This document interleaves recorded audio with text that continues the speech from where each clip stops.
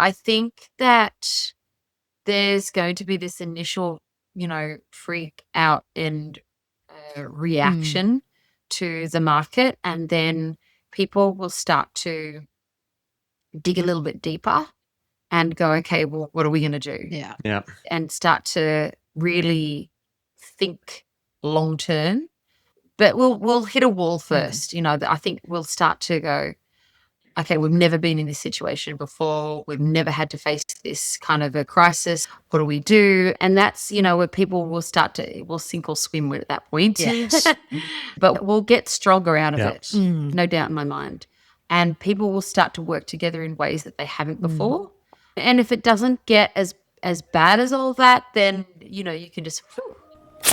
You're listening to Natural AF, the podcast exposing suppressed truths about health, reality, and human potential. I'm your host, Isaac. I'm the founder of Natural Art Form, and I'm joined by my Australian co-host and partner, Alexa, a Site K facilitator and human design coach. If you're ready to challenge the status quo and explore how the world really works while staying grounded in your deepest purpose, then you're in the right place. Thanks for joining us. Let's get Natural AF. All right. Well, welcome back, everybody. Welcome to Natural AF. And with everything going on in the world today, we figured this would be a really good episode to pull back and look at some of the main things that really matter, the most important resources in this world, which is our community and the people around us, and building a self-sufficient and community-sufficient group. And we have with us today the epic Kelli Wilkins from My Self Reliance. And welcome. Thank you. Thank you for having me. Appreciate being here. Oh, it's so great to have you on, Kelli. We met you, when was it? At the last Living Free Festival. You came around and you were promoting your event, which we ended up coming to as well a couple months later. Such an honor. It's been so great connecting with the My Self Reliance crew, like being at the event and meeting so much of your team there. I was just like, this is such an awesome group of people. So it's so great to have you on and help to promote the community. And, like we said, it's such a timely point where we're at right now, and people are looking at becoming more self-reliant and more self-sufficient and not having to rely on external systems. So I'll just quickly read a bit of your bio and then let's jump right in. So Kelli grew up in the Northern Rivers of New South Wales, which is where we are now. I actually didn't know that about you, Kel. And learnt very early what it means to be self-reliant. Every few years, their home would be flooded in, so food storage was essential for living. As a passionate mother of 4, Kelli has spent nearly 2 decades advocating for a positive mindset and chemical-free lifestyle.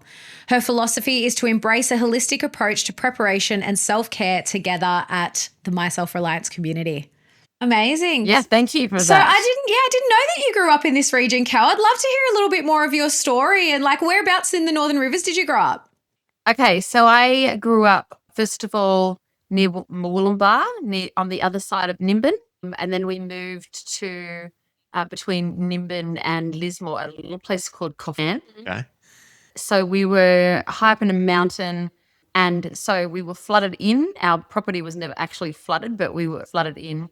But I grew up in a little school in my primary years with 13 kids in the whole school. Wow. So that was fun.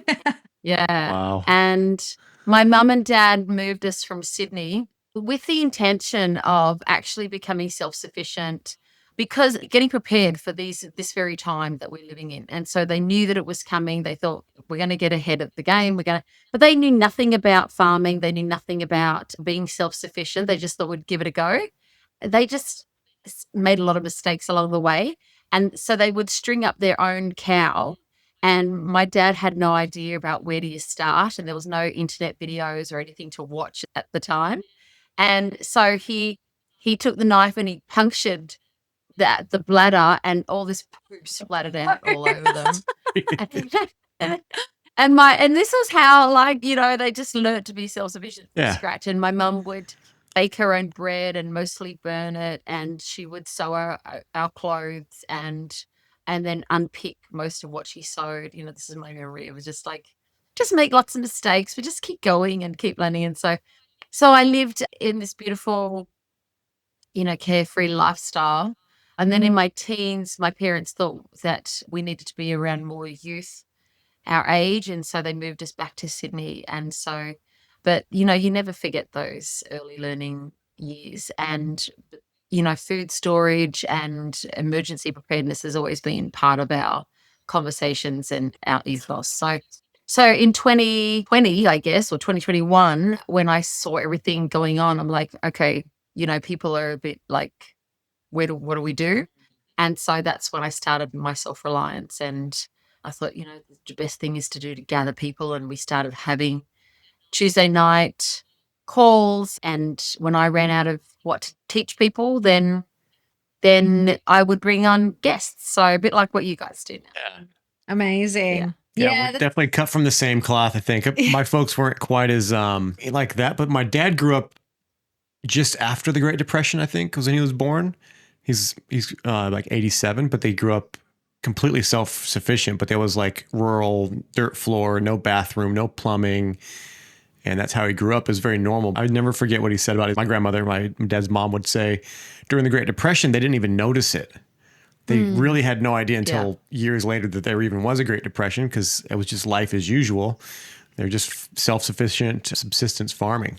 So Your story sounds very similar to ours, Kelly, except we were sorry. Well, it's funny actually. We kind of did I moved around a lot growing up, but where we sort of landed for about a decade was semi-rural in southwestern Sydney. So only like Camden, Picton area, if anyone knows those areas. We were just on an acre, but we did have, we had chickens and we had pigs at one stage, and, my dad would cull them for meat and things like that. So we kind of grew up exposed to that. And that's like my dad's side, that's the Serbian side of the family. That's how they that's how they lived in Serbia, in the villages. They just lived off the land. They had their own animals. They, always had a garden. My grandmother still to this day, she lives in the middle of suburbia.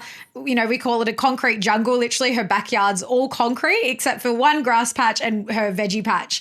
And she's still to this day, she's always growing her own veg that she eats and never buys veg from the supermarket. So yeah, it was good, really good to be exposed to that and to at least have, like, my parents at least had some skills. However, then we moved to the inner west of Sydney and we were there for the last 10 years before we moved up here. It was just a whole different kettle of fish coming up. We're on 10 acres and similar, actually, we're technically not in a flood zone, but when we had those insane floods in 2022, our road was flooded in as well. We couldn't get in or out for about a day. There's a lot to learn. Definitely agree to that sentiment. There's a lot to learn when you're on land and you're pretty much doing all of that stuff yourself. It's so good when you grow up that way because you become a little bit familiar with the life cycle and what it looks like to take an animal and slaughter it for your own meat and food and things. And we become so sensitive to those things if you're not used to it and you think, oh, I couldn't do that, and we don't know really where our food comes from when we just buy it at the supermarket and things. So it's really good to appreciate how you give back to the land and the property and nothing gets wasted and everything is utilized or there for a purpose. So yeah, and when you're doing it yourself, it's a lot of work, as you mentioned, like with your dad's point, stringing up a whole cow, like it's a lot of work. And then every little piece that could be thrown away, it's like, well, you start finding uses for it. It's like, I don't have to do that work again. And I get way more out of it than than just pushing a shopping trolley through the market, putting in meat and going home.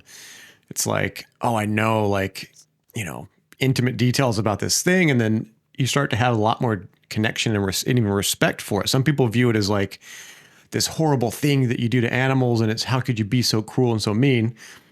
To like just deepening this awe and respect for the creator and for the creation and like just being able to stay alive through, sometimes dirty work, like, trying to figure out what meat you can salvage after you've punctured the bladder or something, like, but it's like our ancestors went through all that stuff and it preserved them for many thousands of years. So, yeah.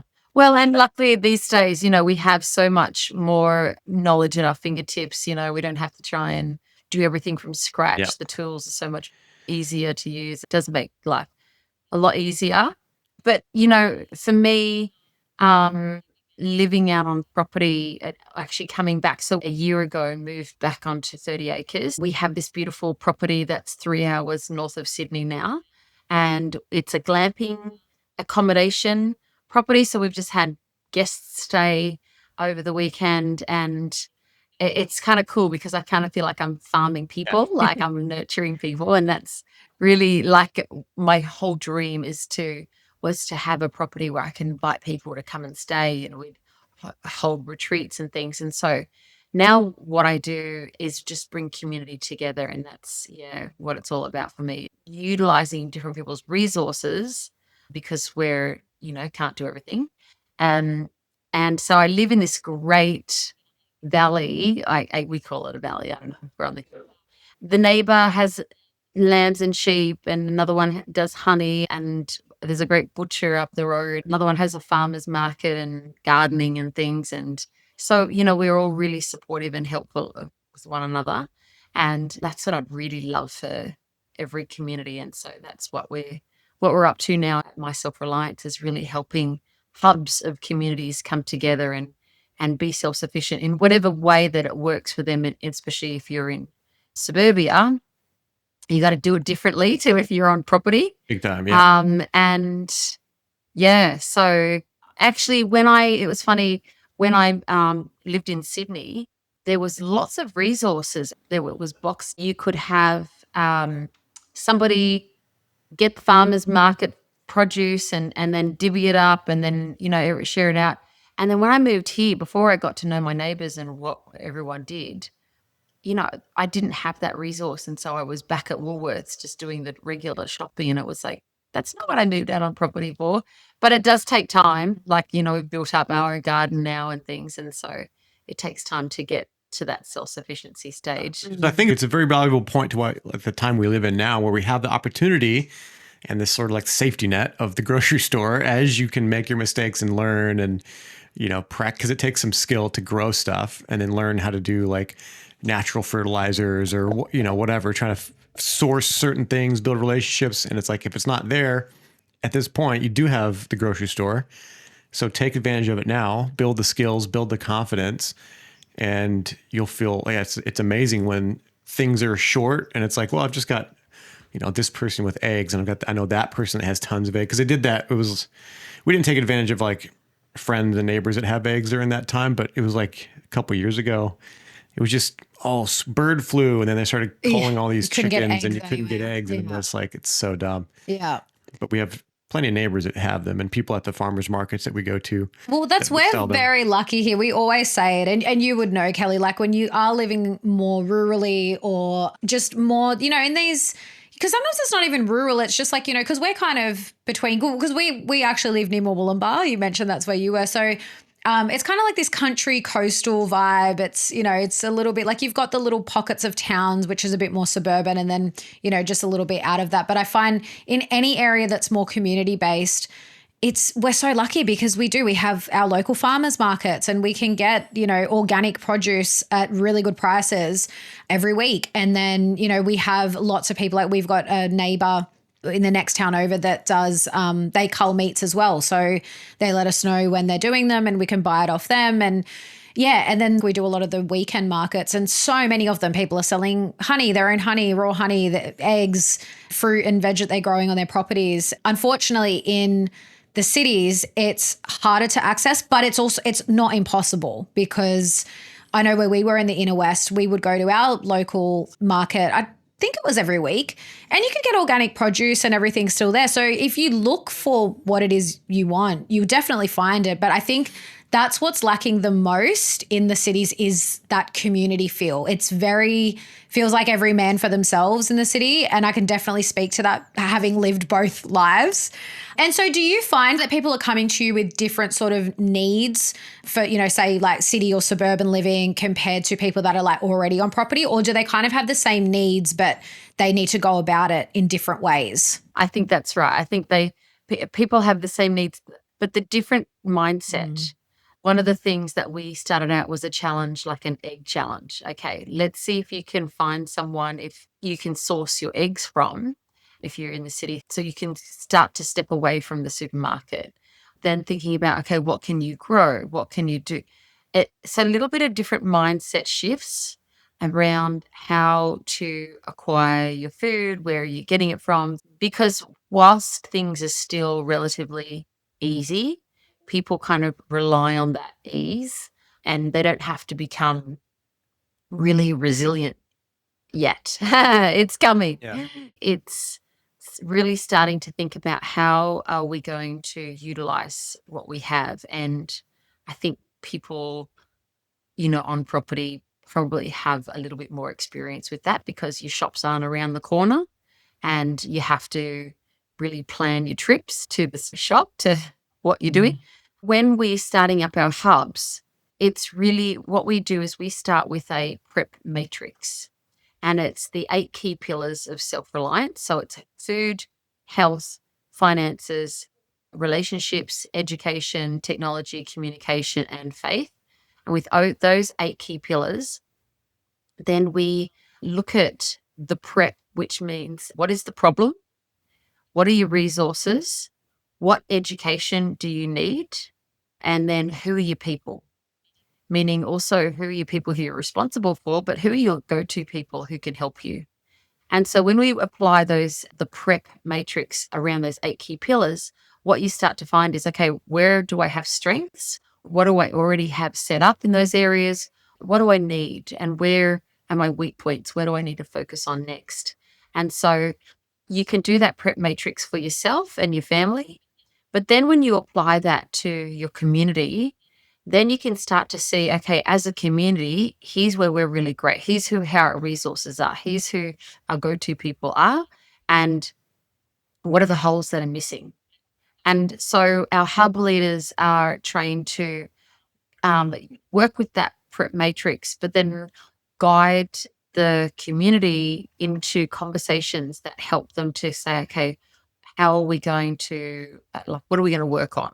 Because there's so many things to be at work on, but you can't do everything all at once, right? So that just allows us to narrow down and use that tool to focus on what's important.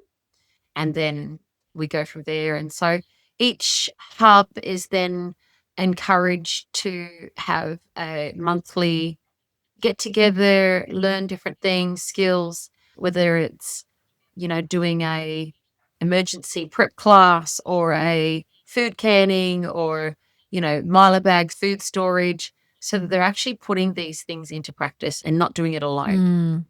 There's usually someone in the group who has some skills, but if there's not, we have a huge circle of experts who can either be in that local area to lend assistance, or we have our online classes that we can do things. So we kind of have a process to help people through those challenging situations and, where to start. Yeah, So I love good. that. That's probably one of the Yeah. the best prep systems and Yeah. simple explanations of it. And it's super, I could tell already it's in my head. I'm like, oh, that's like an OODA loop from the military side. If you look at the prep, just that acronym, if you consider that a loop and the way you win, let's say fuel, energy, whatever shortages, you start that prep process, you go through it, the problem, the resources, the education you need, and the people. And whoever does that fastest will win. And win means not just survive, but become really proficient, really connect to their community, be able to this is like the jacked up 4x4 off-road version of prepping. This is all the bells and whistles. I love it. Yeah, I just love that you've got a system to it because, I love a good system, don't get me wrong, when it comes to anything really. But I know so many people during COVID and after those years when it got really bad, so many people moved onto properties to get off grid and be more self-sufficient. But unfortunately, they were so underprepared for what it was actually going to take that a lot of people either, I know people that moved to these properties that were super remote and then they were really isolated and had no support and were absolutely miserable and then couldn't get out of it because they've just bought all this land.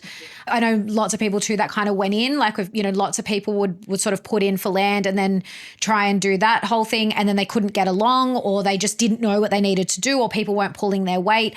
So unfortunately, we saw a lot of that, during the COVID era and afterwards. And I think, something like a community like My Self Reliance is so valuable for that reason. So people can actually learn in a very systematic and practical way about, because it's not just about learning what to do, because anyone that moves to property knows when you get there, you're just like, oh my God, there's so much to do. I don't know where to start. And so actually prioritizing where to start, I think that's, what an incredible tool for people to be able to use.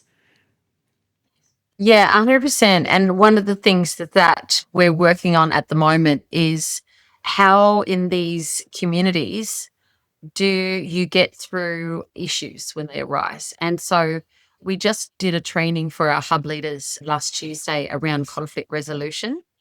And now we have a system and our 4 values that underpin how we do things so that when people coming in, they have an ethos to work with. It's like, okay, we need to be responsible. We need to be able to communicate. When we realize we can't step into a new realm coming from the old way of thinking, because we'll just take all of that, and people have been through some trauma and been through some angst. And so if you take that trauma and that angst into a new community, you're just going to end up in the same cycles that we're trying to leave. And so we have to level up in the way of our own personal and how we handle emotion, how we perceive one another, and how we get along so that we can actually have the freedom, because otherwise we're just in the same trap. We have this knowing if it's not going to be any good to us if we're living in fear and we're living under our own constraints of the relationship issues. At the same time, we're trying to really set people up so that they can work together in harmony and recognize how you handle disputes even before they begin. So I think that's a Very super valuable. important part. So Yeah. Yeah. Yeah, Definitely. I love that because it's very forward thinking. It's very like taking action, like very Proactive. proactive. That's Yeah. the word. Yeah. Yeah. Instead of just, well, and part of it's like you see the problems come up and it's like, all right, well, we need to actually answer this and figure out something that works and start moving towards solutions. And maybe we can get ahead of it before the next one crops up, or give people something that so they're forewarned and they have some tools and Yeah, well, practice. especially when, because that's what we kind of saw. And we, like, same as us, like, we actually had a family living on the property. They had a bus and 2 young kids. And, you know, from experience, and when I say we, it's, you know, my parents, they had the agreement with them and whatever. I think a lot of people went into that, like, oh, we're all going to live, you know, community, we're going to live together and like help each other out.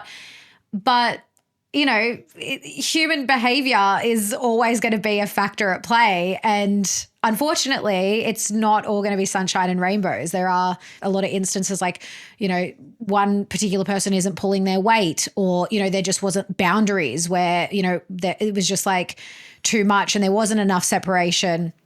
You know, just certain personalities just don't get along. And I think that it's a little naive. I think a lot of us learned our lessons in those interactions where, yeah, you go into it really hopeful and really optimistic, but maybe not as realistic as we should be. And I think that is a really important point and something to always keep in mind, is that when community is coming together, it's amazing, but you've also got a lot more people interacting with each other, and you're going to have different opinions and different perspectives on things. And so I think it really is such a crucial skill to know how to navigate conflict and people having to confront each other, because, oh, go ahead. Well, I was just asking, like, so if you have people that really need to not be in the community, like they're not someone that you can work with. They're not someone that has the will or desire to actually play nice with others or not cause problems.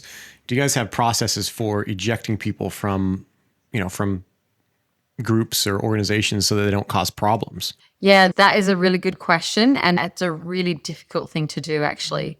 And it should be actually a slow process, not a fast process, in my mind. The way that we want to approach it is that there's a win-win. Because if you try to have it be that you eject them and now we have no more problems, then you're actually just setting yourself up for failure. So I have brought on a beautiful lady named Frances, who's doing our training with people with conflict resolution from Viva Gaia. And so, but in my own background, I do have an extensive training and coaching background. So how I like to do it is really, really get people to, first of all, you've got to see the other person's point of view.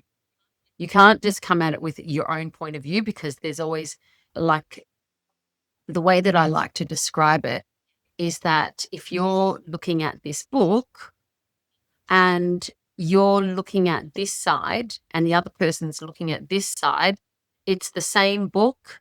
It looks very similar. You could be describing a lot of things, but what you don't see is the one thing that sets it apart.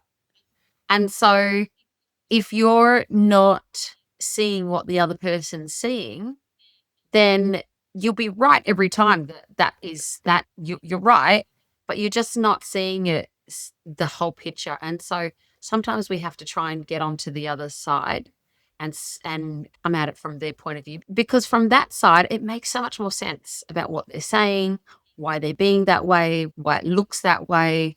And you can say, all right, well, if I had that viewpoint, I would probably say and do the exact same thing you are, right? So then what we then do is go, okay, well, if that's not working for you and you need to be on this side, how do we get you there? How do we get to experience that so that, things can work? And then, you know, we need to allow people to exit in a way that serves them. Okay, not just for our benefit, but it's got to serve them as well. And then they're free to move on, right? If they're clinging on to something that's not working for them and not working for you, well, you got to ask yourself why. Why would you do something that's and of course, I love Frances because she said, well, one of the things that you've got to really understand in any sizable group is that you are going to come across narcissists and people with pathological concerns, right? So just notice that there will be those in all the groups and be prepared for that. And I deal with all kinds of people with all kinds of concerns, and I can usually get to a point where I can actually communicate with them in a way that they feel heard and understood and listened to. And then we can start to communicate differently. And my own personal experience of this is, coming from divorce and from the kind of situation that no woman would want to find herself in. But I managed to work with my ex-husband and we raised our daughter in a way that we were always at her dance recitals and classes and meeting with the teacher. We worked through until adulthood and we were the best of parents for her. And we were able to take all of our differences and, put them aside so that we were had a common goal and could work together. Yeah, that sounds amazing. Yeah, good job with that, because that's probably super difficult, but being able to create a win-win, and sounds like a three-way win-win-win-win. Mm-hmm. That shows that it was a skill, but it was like a very valuable, and it worked, and it was long-term, not just a short-lived, like, oh, let's just placate somebody, let's just make them happy so the problem goes away and pretend it's all okay. But it's like, no, let's actually make something that can carry on for years. Yeah. Yeah. Yeah. Yeah. And because I say relationships are the only thing that you're going to get out of this life with, depending on what your belief system is. But I believe that we live after we have death. And so, and relationships are vital to that. And everything else is an adjunct to how we get along. So during the COVID years when everyone was afraid of dying and, what would happen, and I said, it's not how you die that counts, it's how you live. Right. So, Yeah, very good absolutely. perspective. I actually love that. Yeah, I've never heard that, but I love that because you're right. It's like when you leave this body and this physical realm, everything gets left behind. But you're right, we do carry on. I definitely believe that too, that we carry on those relationships, those soul relationships. So it's such a beautiful perspective. And yeah, I think just such a great point, because I think it's definitely like what I saw, because obviously, on this show, we talk about it a lot. And for Isaac and I, it's very important to us personally and in our relationship is self-development and working on yourself and healing from past traumas and all of these things. And it was definitely something I saw. And look, we still see it, I think, in the people that you see that, we get. COVID was a big awakening for a lot of people.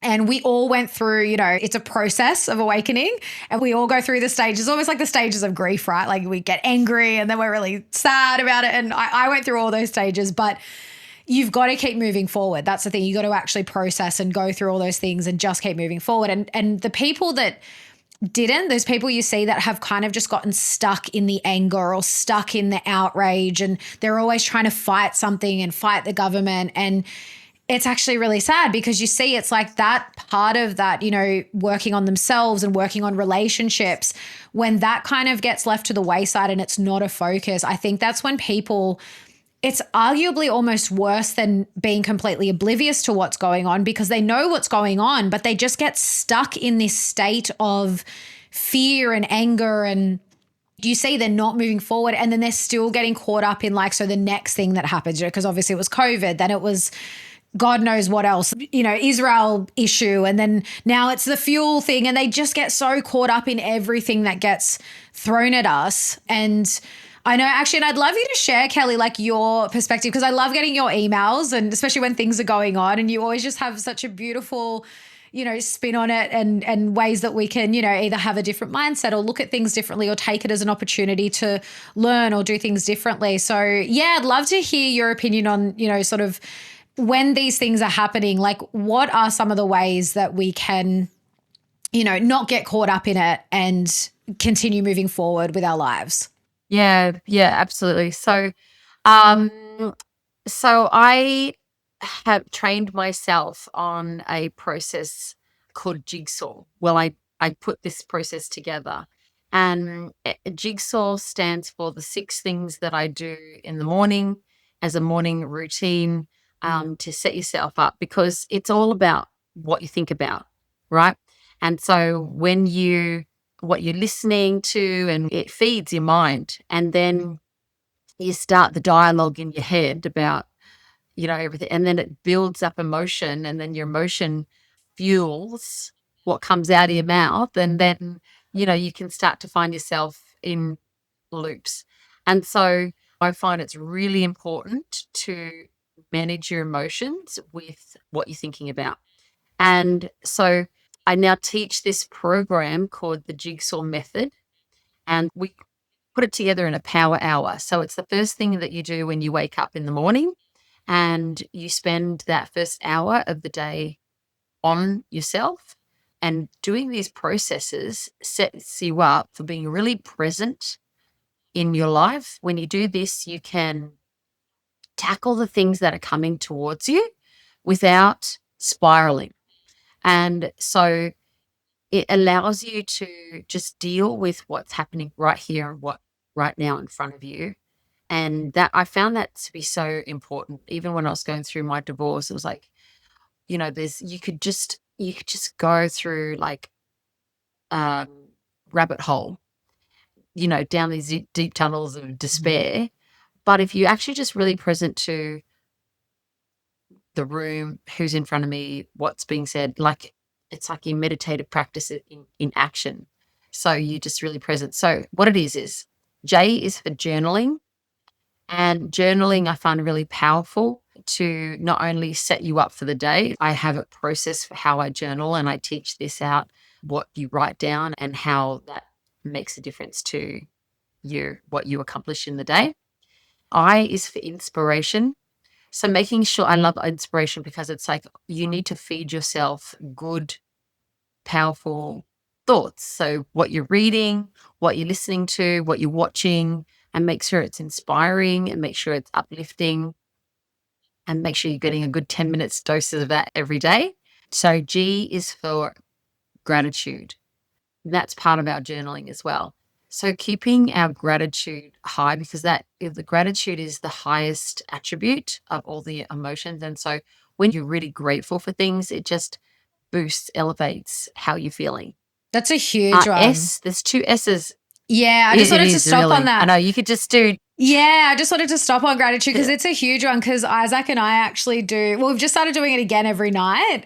But I remember when we first started doing it, it's a positive psychology practice that I learned when I did my NLP course. And it's so simple. It's just at the end of every day, what are 3 things that went well? and it's just about staying positive. But when we first started doing it as sort of like this nightly ritual, it was when things were really tough. Like Isaac had moved over here and, it was just a lot of new, adjusting to life together and our businesses and whatever. And it makes such a difference because that's what we kind of went to, like, 3 things that went well. And then, well, what are you grateful for today? Or sometimes it'll be like, what are 3 things that you're grateful for that happened today or whatever. And yeah, I just wanted to stop there because gratitude is so incredibly powerful. And I would implore to everyone that you make it part of your daily practice in some way.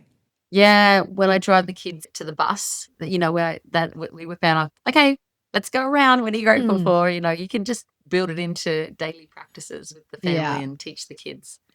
Yeah. So there's 2 S's. So one S is for stretch, and that's making sure you get your exercise in. Anyone who exercises knows how good for the endorphins it is, but also for your physical fitness. And the other one is the opposite of that, and that's silence. And that's taking time for meditation, prayer, if you will, but just being silent, being by yourself. And so meditation has just really changed my life as well. And then we have A for affirmations. And I teach her there's a new way of doing affirmations that's like not the old school style where it's like if you're in the 80s, you would do, I am a money magnet. I attract money to me. Yeah. That's the old way of doing it. So we have some really powerful affirmations that really back up everything that we do. And then W is for water. And that's just kind of coins all of the nutrition side, how you're eating, how you're looking after your body and the water intake and fueling your body and all that good stuff. So they're kind of the 6 things that we do.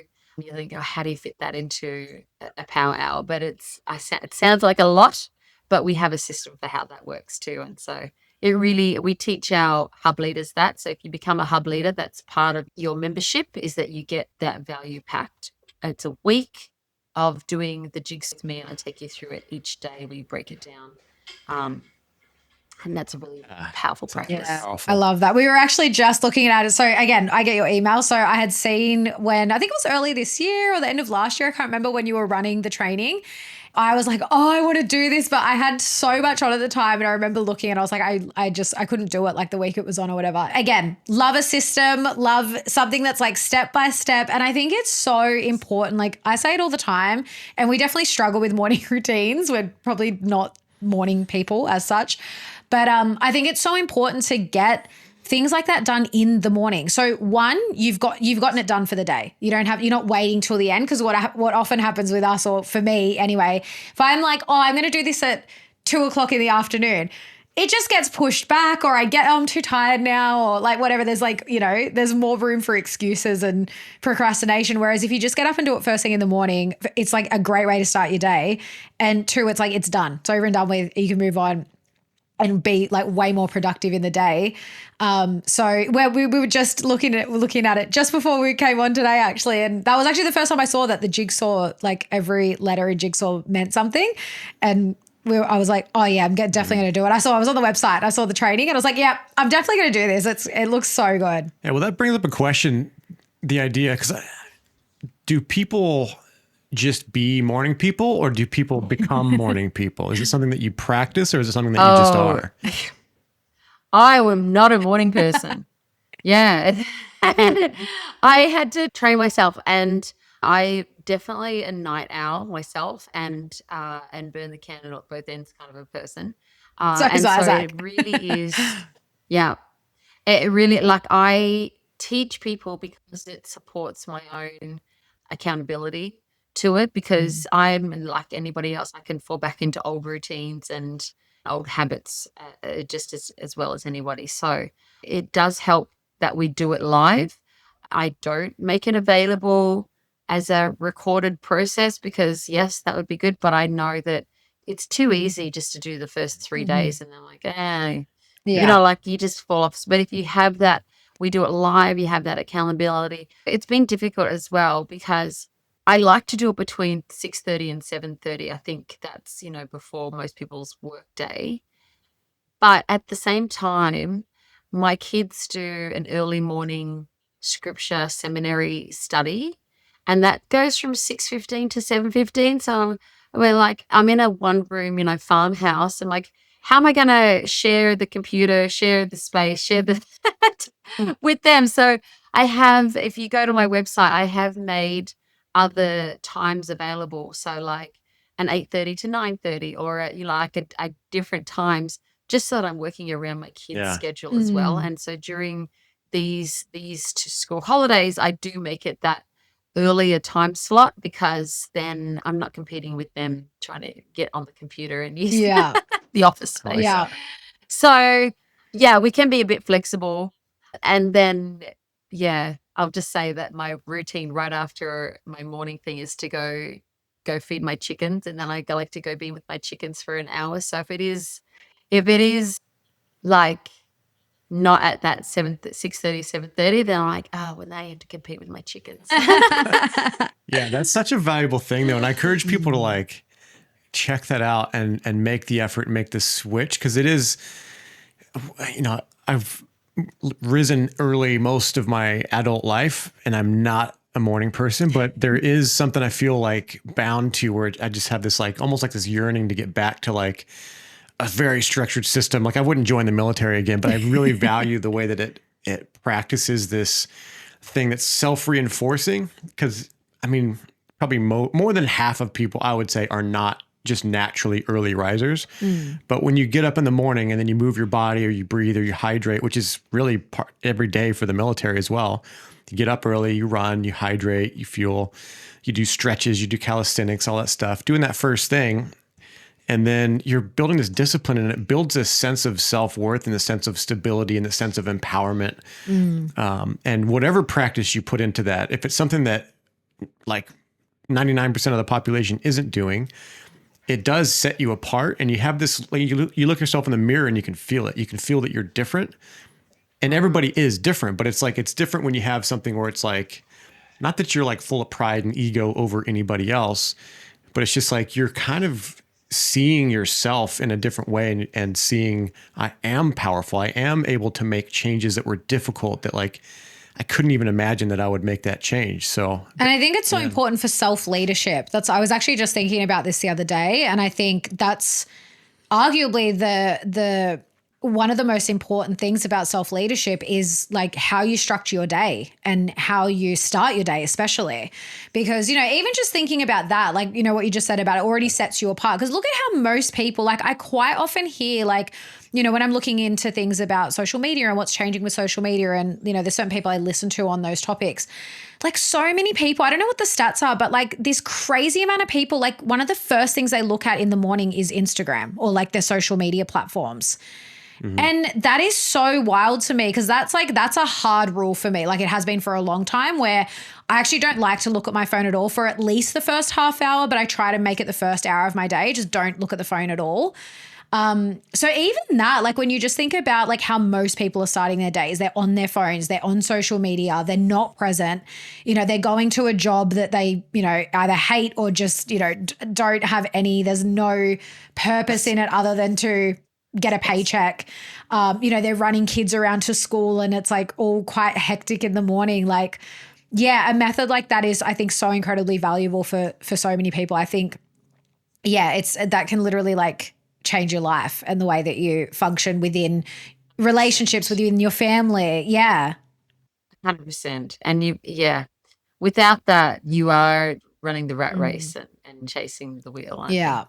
So it's really made the difference for me. I look at how I've developed over the years, and my family laugh at me because they know that I used to be the tantrumer, and if something didn't go, I kick the cupboard, kitchen cupboard door, and I was like, oh, mum's really changed. Like, and I think that's, I couldn't have done what I'm doing now in this community space if I hadn't worked on myself first, if I hadn't, kind of taken that time to do that self-development and self-leadership. Yeah, totally. Yeah. And the other thing I will say that's really a key, I think, and what most people miss in all of this is, so I used to be a kind of person who would beat up on myself a little bit, right? Maybe I wouldn't say I was a perfectionist because I didn't think I was doing things well enough to say that I was a perfectionist. But I would say that whether I did or I didn't, I would have these conversations in my head about I should have, I shouldn't have. I like, my husband used to call it buyer's and seller's remorse. It was like, you're Yeah. just beating up on yourself, Yeah. right? So there was just all this talk and chatter in my head about the stuff. And when I was 48, I remember very clearly, it was my birthday. And I was in a conference with a room of about 200 women. And we had done this work on creating your vision. And so I was really clear about what my vision was. And so everyone's sitting and writing and doing their vision. And the lady said, okay, who would like to share their vision? And my hand shot up and I was like, yes, I want to share it out. So she said, call me to the front of the stage. And she gave me the microphone and I shared, okay, so my vision is that I live on this beautiful property. It overlooks water.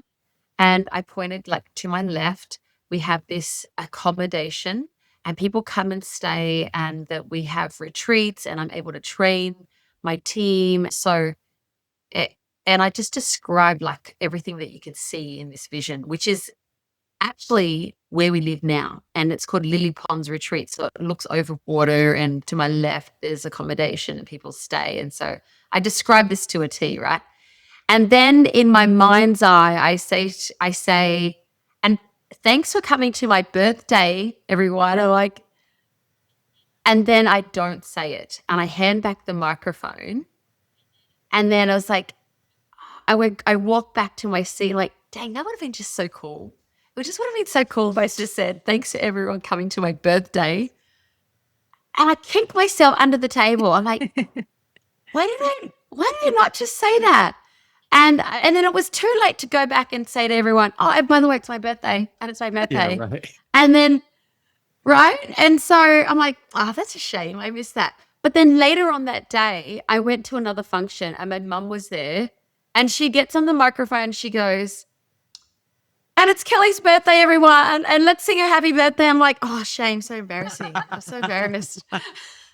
And then I'm like reflecting to myself going, why am I so embarrassed in one moment and then wishing, like I just live in my head this whole time. It's so exhausting being me. And so at that point, I just was like, I can't deal with this any longer. And I remember writing in my journal, it was like I drew a line in the sand and I poured my heart out to God. I'm like, please take this from me. And he gave me the words to say. I want to give you these words so that if anybody is going through this, that you can take these words and you can use them in your life because it was the most freeing thing that I had ever uttered in my life. And these are the words. I forgive myself for every unmet expectation.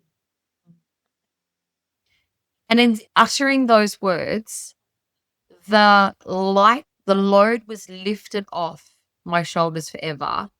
The peace that descended in my life and in my mind, this whole clutter. And so now I show up like I don't overthink things anymore. And I can do this call with you and I haven't pre-prepared everything that I'm going to say. I can just absolutely be present with you and with all my calls every Tuesday that I do. And I just get to live and be free and be me. And I just want to offer that is freedom. That is how you get to be truly yourself. Yes. In every situation. Yeah. Mic drop. That's very good. I love that. I love that you brought that up. Yeah, that's so applicable in so many different ways, even just the energy that you go about the day and doing things. But if you have this program running in the back like that, like, oh, dang it, why didn't I do that? Oh, it's like you're not even necessarily verbalizing, like hearing the words, but it's just this energy that's like clipped into you. Yeah. And you're just dragging it around. So once you unclip that, yeah. I'm sure so many people can relate to that. I can relate to that. I used to be like that too, Kelly. Like I can totally relate to that. And that phrase you said is so powerful because one, forgiveness and forgiving yourself. We literally were just talking about this on last week's episode. 2 weeks ago. And how, like, I believe forgiveness is one of the most important things that you can do for yourself. It's not, even when someone does something to you, if you choose to forgive them, it's not about forgiving them for them, it's for you. And two, that like unmet expectations, because I used to be one of those people, like my expectations were always up here. I've always been a very high achiever. So I had an expectation on absolutely everything in my life. And I was like that. If I didn't meet that expectation, I would beat myself up. I never felt good enough. And when I started to release all that, the expectations and being more grateful about whatever did transpire, because I was one of those, because I was also a bit of a control freak. So the expectation was this, and I had to do everything to make sure it was that. And it's exhausting. It's so draining of your energy. And I think it's such a powerful lesson for a lot of people and totally understandable. Like we're so conditioned to live that way, where these are the expectations, you got to meet them. Like this is, we're so conditioned and programmed to be a certain way and live a certain way. And it is so incredibly freeing, like you said, to just be yourself, be present and just be who you are. Yeah. It's such a gift you give yourself. Yeah. Absolutely. Well, and then it's then a gift that you give others. I think that's the other thing is like we all have our own inherent gifts. And I believe that we are how much here. Like annoying behavior, like people's, quirks and stuff like that. I wonder how much of that is driven or kind of rises from this thing inside them that's just like this stuff they won't let go of. And so it makes them more irritable, or they speak sharply, or they feel like they have to like over push something in order to get something to happen. Absolutely. I remember I was like that with conflict sometimes, where I'm like, oh, if I didn't say my piece or speak up about it, I would be like kicking myself and had this feeling of like, oh, like I don't want to be, spoken to this way, or I don't like it when this gets missed, and it would have helped everybody, but I got ignored. And so that would put like an edge on stuff that I would say when I was talking to people. And maybe there's actually bringing this up, I'm like, yeah, we should probably actually cite case some of that, because sometimes I could feel that tension in the body, but it goes all the way back to like when I was a little kid and I was the youngest brother and no one listened to me. And then feeling like, oh, if I had only like spoken up better, if I'd only been like, showed like did the thing and proved that I was right, then they would listen to me, and then that would save us time, or that would, give people more confidence and like put them at ease. That's just like little things that you got to let go of that matter. It's good to bring that up and be present and aware of that. Yeah, so powerful. And if I could just reference, we've just had Easter. And for me, Jesus Christ I give all of my burdens to him. And, that's where I get where this forgiveness can come from, because it's him that created that for me. So, yeah, I don't want to trigger anyone in the audience, but I think that, this is a really powerful time to just reflect on where we're at and what we have been given, and just, so grateful for that. Yeah, absolutely. Yeah, that is a really valuable concept. And I don't know every religion. I did do some, like in college, I took a little bit of like comparative religion studies, and just being aware of some certain things that, like just concepts, even if you like leave the scripture aside, but it brings across things like forgiveness that aren't often talked about in other cultures or religions in the same way or at all. And it's actually super valuable. And it's been interpreted different ways by different people, but it's still, valuable to think about, and especially, one-on-one relationship with each other, but with your creator. Even if you don't believe that there's a creator, I think people subconsciously, something in them still knows that they're beholden to somebody else's, like something else's rules. There's like a standard, and there's times when we don't meet the standard, or there's times when we aren't living up to our fullest expectations, whether you call that your higher self or the spirit or whatever. I would say fullest potential, not expectation, because we place expectations are a human thing. Like we put those on ourselves and on other people, I would say. Because I was going to say, like, no matter what your spiritual beliefs are, I believe that, it's so important to come back to that, because like on that topic of like expectations and like, in my case, I was such a control freak. I think and mind you, like to that point, when I was like that, I didn't have a very strong connection to God. I actually grew up for like a lot of my life not really knowing who God was or having I felt like I didn't have a direct relationship with that. And it wasn't until I did and I started to sort of let go of like expectations and forgiving myself and like going through all of these things and like doing a lot of healing. That's when I realized like when you live like that, you're actually doing yourself such a disservice because that's what you kind of lose, that the magic of God and the way the universe works, and when it shows you signs and it guides you, and like when you're super like, this is what I need to do, and like you're trying to control everything, it's like you kind of like, I felt for me, it was like I kind of cut that out of my life and it made life so much more difficult. So I think it's so important to come back to those, your spiritual beliefs, whatever they are. Yeah. Like we can only do so much, right? But when you let go and let God, beautiful things can happen. And I can see that, you're the inspiration for what you can create. It becomes just more flowing. I see that in you both, and also in what you create with your products.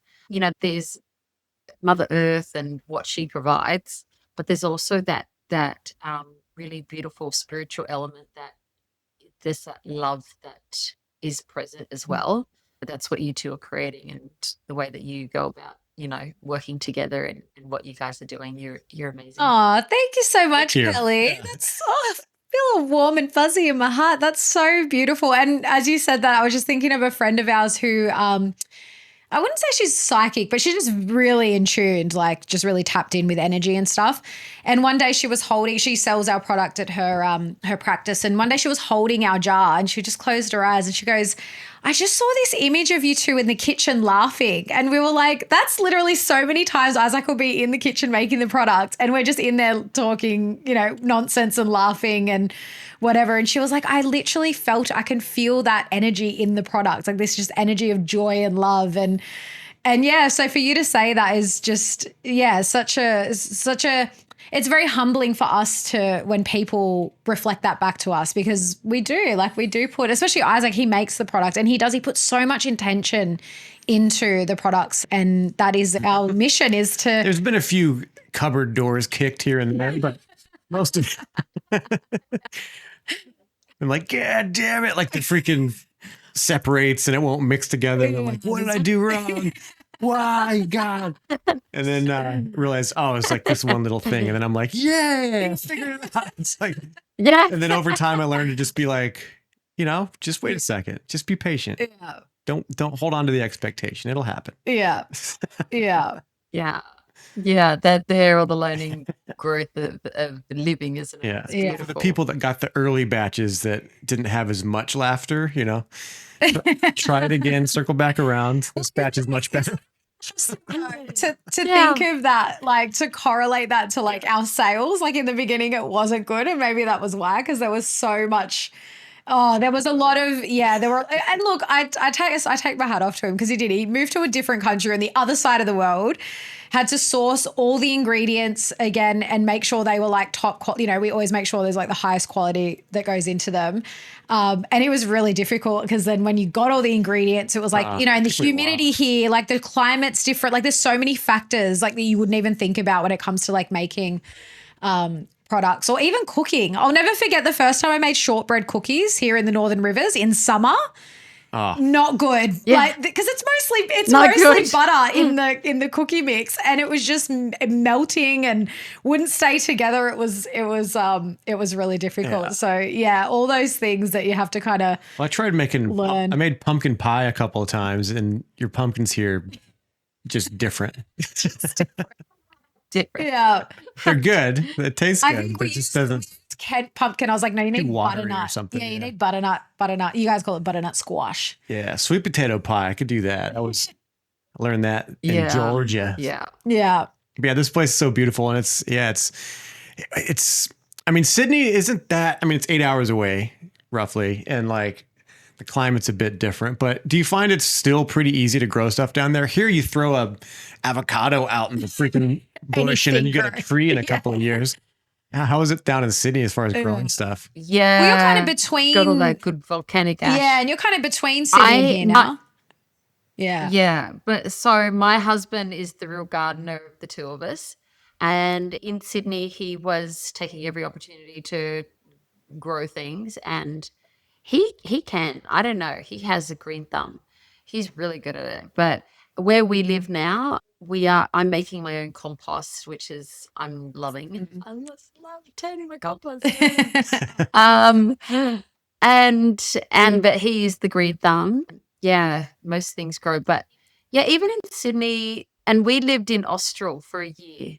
So down by where you guys were, picked in camp, Mhm. we were there for a year. So and it was a bit more clay soil. But when you learn the permaculture dynamic, you can just, you take soil and, Yeah. put it together with your Alchemize it. organics Yeah. and yeah, that's right. And we just play with it here, like we had so much rain last year that it took all the topsoil and just, washed it all down. And so, yeah, for our gardens, we just need to make it all.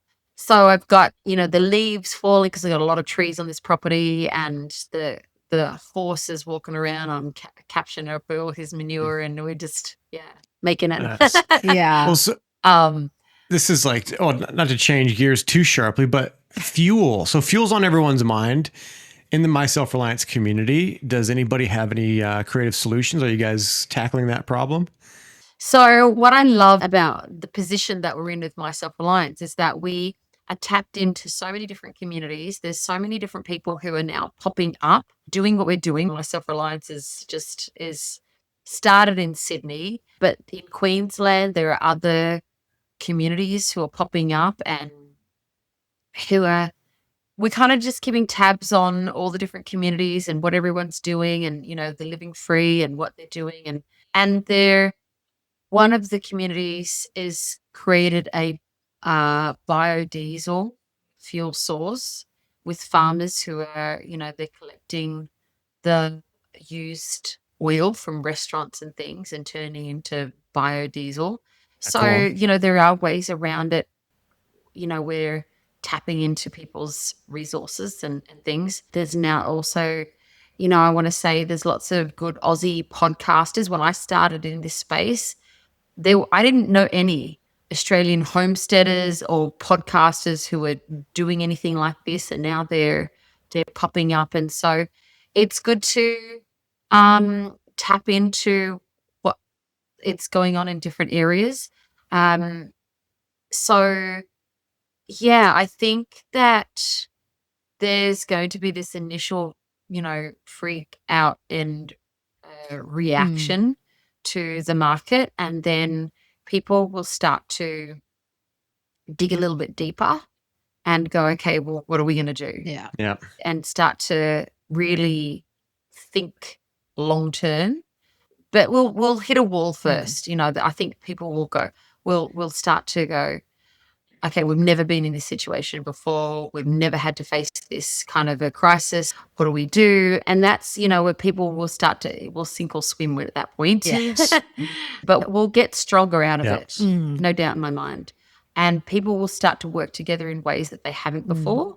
And if it doesn't get as bad as all that, then, you can just, but, I think the main thing is that no matter how bad it gets, we will get through it. Yeah. Exactly. We will get through it. And I think at that point too is that, just like the time when I kind of hit that wall, and then I was like, and I reached out to God, okay, I cannot do it on my own. I reach my higher power and I go, okay, I've tried everything that I can to work this out.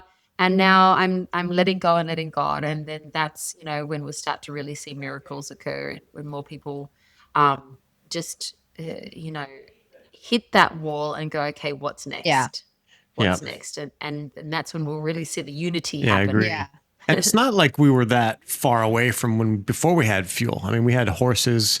I mean, just my dad's father, like I mentioned before, never drove a car in his whole life. It was horse and buggy. And that's how they lived not even that long ago. So, and it's not that bad. It's just you have to give up some of the convenience, you know? That's right. We get soft and we get comfortable. And so people just have to get a little bit uncomfortable. Yeah. We'll take a little bit of people getting uncomfortable. Did you grow up with horses? And then to start to really think. We did. I mean, they were not as useful as they were Right. pets. I do have a funny story where I think I was on a horse, it bucked me off, it ran around, and my memory is that they came and sat on me, and then it broke my arm. But yeah. Yeah, we've all been traumatized by So horses in some yeah. way. Yeah. Oh, well, all of us that Yeah, grew up yeah. with So we had horses. horses, but now I'll be like, what are they useful for? A good manure. Yeah. Yeah, Yeah. okay. We did inherit a pony on this property, a little Shetland pony, and now it just wants to come in my back door and eat my pet food, but Yeah. It's my dog food. But hilarious. so I'm like trying to find the use for this horse.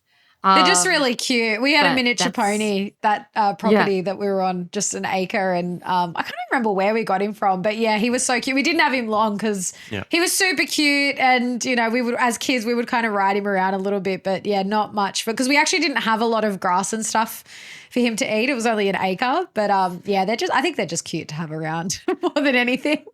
Yeah. But That's right. We just it's white, and so I want to put a little unicorn. oh, cute. You know. Yeah. Well, what I tell people, I had this couple from the markets and they were looking at going to the US, but they're real nervous about it. And they're like, oh, like, are there any places we should stay away from, this and that? And I was like, you could do plenty of research when you go, but like, it's kind of similar around here. But during COVID, I noticed this really as well. But you go to places where there's a lot of horses, like where people keep horses. If you see farmers markets, like go to those places.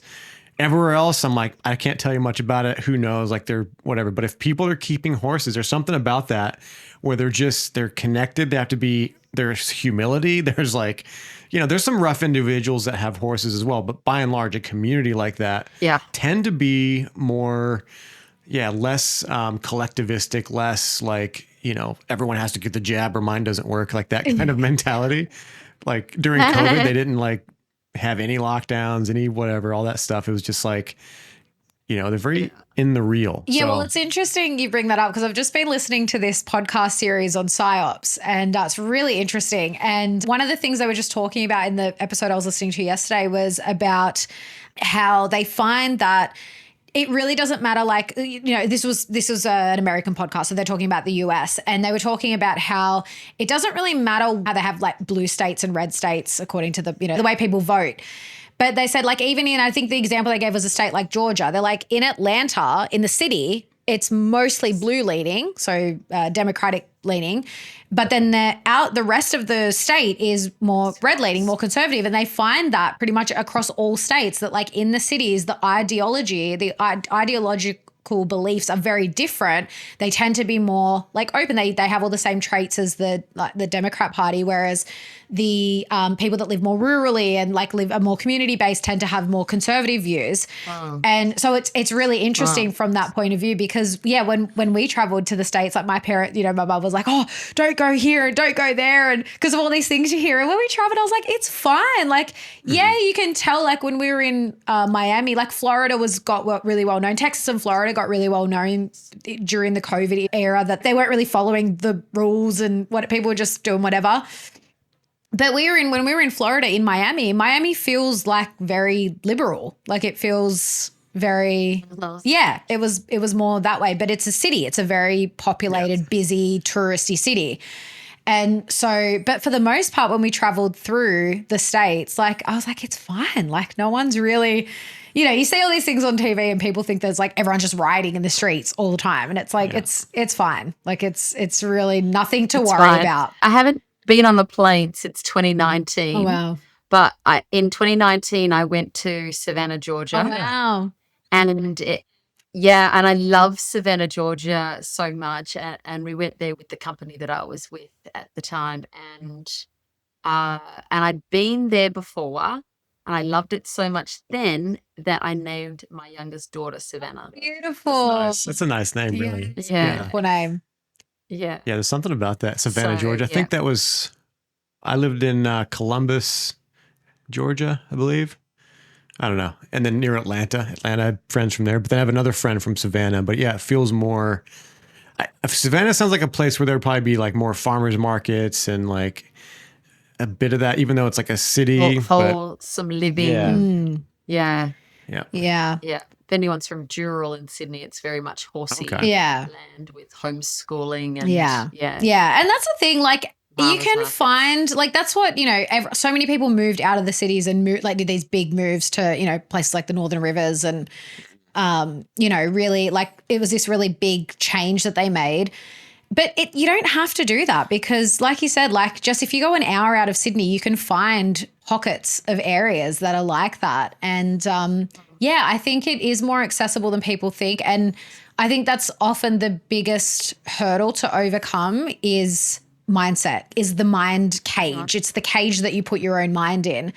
And once you start to step outside of that and look at new ways of doing things, I think it doesn't really matter where you live, whether you're in a city, a suburb, or, more of a country area.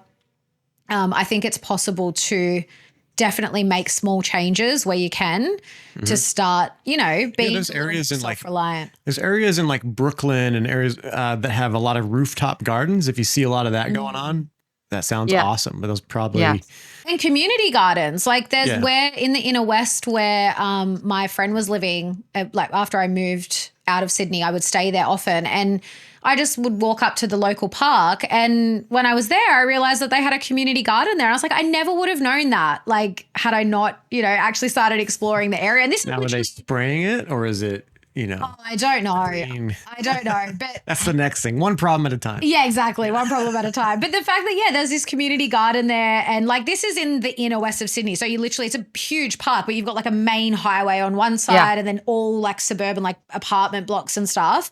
But there's a community garden. I was like, that's so great. So One right outside the LA airport that I went to before I flew here. Oh, wow. And people can organize themselves into community. That's amazing. But often people are looking for people and don't know where to find them. So, that's what My Self Reliance does, is helps people get organized in community. So in Sydney, we have the eastern suburbs. There's quite a large group of people there. We have the hills area. We have Sutherland. We have the south coast, quite a large group in the south coast. We have a hub leader in Central Coast, in northern New South, so mid coast New South Wales and northern rivers New South Wales. And then in Brisbane, we have a hub, and Victoria and South Australia. Amazing. So, and WA. So, so if people are looking for a community and there's nothing happening in your area, well, you might be the hub leader to start with. But that's what we help you do is to create communities and get things happening. So sounds like you're doing a great job with that. Very effective. Reach out. Yeah. Yeah, you do an incredible job, Kelli. Like, you are so good at bringing people together, like the things that you're, teaching people as part, like in My Self Reliance. Honestly, it's actually so inspirational, because that's like every time I read one of your emails, I'm just like, I just feel better about things. Like I always read, I'm just like, it's always such a positive perspective, or you're offering like a practical solution, like the jigsaw method, which I actually can't wait to learn. Like I literally said before we jumped on, I'm totally doing this course. I'd have to do it. I think we both should. Yeah. Yeah, definitely. Definitely. Get up in the morning, start shifting that belief. Yeah. Yeah. Yes. Well, these next 2 weeks we're running it. And then also I want to give a shout out to you guys coming along to the Tiny Homes Expo. Yeah, in Sydney at the end of May. Yeah, I was going to say definitely give that a shout, because I know it's we're definitely doing the one in Sydney and Brisbane, but let people know the dates, because it sounds like it's going to be awesome. Yeah, so end of May, so you're looking at the 29th to the 31st of May at the Hawkesbury Showground for the Tiny Homes Expo. And so we'll be there doing talks over the whole weekend. Isaac and Alexa will be there with their beautiful products and lots of vendors there. But we still have room for people who want to hold a stall. We have free space, so you can come and have a stand. So you just got to reach out to me so we can have a stand. And then if you're part of the My Self Reliance community, then we advertise you and put you up and let people know who you are and what's happening. Yeah. So, is there a vendor fee for those? So no, it's only the membership fee. Okay. So to become a My Self Reliance member. Yeah. So Then August is the 28th to the 30th of August in Brisbane. At the tiny homes. And then we will have a My Self Reliance Expo in October. Oh, amazing. So you'll do it again this year. Yeah. Awesome. We haven't really pinned down whether we're doing the 3-day summit, because that's at the same place as last year. Because we're doing so many more events, we might just do a 1-day expo for My Self Reliance in October. Yeah, awesome. Nice. Yeah, last year's one was so much going on, but it's so good because that's, again, this is where people, like so many people, are looking into tiny homes and converting shipping containers and whatever, and again, so that people can live more communally and live on land together but still be self-sufficient. So I think these are awesome events. Yeah, I'm so excited to be part of the Tiny Homes Expo, and we are going to finally become My Self Reliance members. Because after the event, I was like, we really should become members. And then, life gets so busy that I was just like, I mean, we've still jumped on some of the webinars, which have been great. And then I saw the jigsaw method and I was like, oh, this is more, it's just, there's so much value, I think. And it's like, it's a no-brainer, especially because it's $59 until the end of April, and then it's going up, right? Yes, it's going up after that. From $7 a month to $10 a month, or if you do the annual, then it's $99 for the year. But jump in now before the end of April, and it's only $59, and then you get grandfathered, and so it's only $59 annually forever. Nice. Until you decide. And so that's so much value. Yeah, like that's not. I think people pay more for the Netflix subscriptions, and that's not giving you any value. So. Right. Yeah, awesome. Well, I can't wait to see you again at the Tiny Homes Expo, Kel. And also, I've heard that you're going to be part of the Living Free Festival this year to some degree, but we're not sure yet. Yeah. So, we'll see how that goes. We're going to hopefully have a tent there and do some talks. Awesome. And be fun. Love getting together with you both. You're amazing and you do amazing work. So thank you for having me today. Thank you, Kelly. Yeah, thanks so much for coming on. And let everyone know how they can find you. And even if they're not members, I know Mum's part of your Telegram group, and she honestly, you know what she says? This is the biggest plug for you guys, especially coming from my mum, who used to be part of like 1,000 different groups. She goes, honestly, the only group I ever look at now is My Self Reliance. She's like, they put out the best stuff on Telegram. She goes, I don't look at any other groups anymore. Thank you. It's so fun. Yeah, we keep it really practical, really positive, really easy to watch, and none of the stuff that just gets in your headspace. Sure. So if you're on Telegram, it's just My Self Reliance or My Self Reliance chat group. So the two channels there. One, I put out the info, and the other one is like everyone can share. But also look for your local Telegram chat group, because that's super important. And so you'll find that on the website. It's at myselfreliance.com.au. Amazing. Beautiful. Awesome. We'll have all those links in the show notes. And we'll definitely keep people posted too as the Tiny Homes Expo is coming up, because we'll be there. So we'll definitely be promoting that. And anything else that you've got going on that we're involved with, we're always so happy to promote it and make sure people get there, because it's such amazing value that you provide in anything that you do. Oh, thank you. Yes. Appreciate you guys. Thank you so much. And everyone come see us at the Self-Reliance Tiny Home Expo we're doing up there, and come say hello. Get to know us. We'd love to see you. We'll see you next time on Natural AF. Thanks for tuning in to the Natural AF podcast, where we explore holistic healing modalities, mindsets, and methods that reconnect us to nature and our natural state of being. If something resonated, share this episode and see the show notes for our guest links, as well as all of our discount codes for our aligned affiliates and natural art form, where we handcraft a range of organic, natural remedies to help support your body's natural healing abilities and help support the show. If you're listening on Spotify or Apple Podcasts, please take a few seconds to leave us a rating and review. And if you're watching on Rumble or YouTube, hit the like button and drop us a comment, and be sure to subscribe to our channel for the latest updates. We're not here to conform. We're here to remember what's real. So step into your power, be curious, and be natural AF.